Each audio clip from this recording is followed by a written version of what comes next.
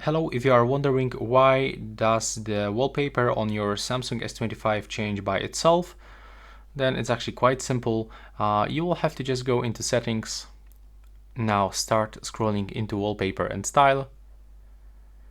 Now move to change wallpapers, scroll all the way down, select wallpaper services, and right now you will have to turn off dynamic lock screen and Samsung global goals. Just select no, and now when you lock your screen and unlock, you will get, okay, it's not gonna work. We have to click no and then go back, and now we should get static one wallpaper.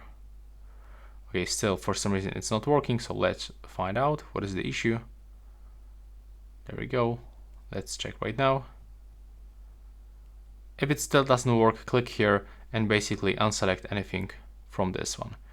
And that's how you can actually turn it off. Yeah, as you can see right now, we got one classic wallpaper. If you find it useful, please leave a like and a comment below.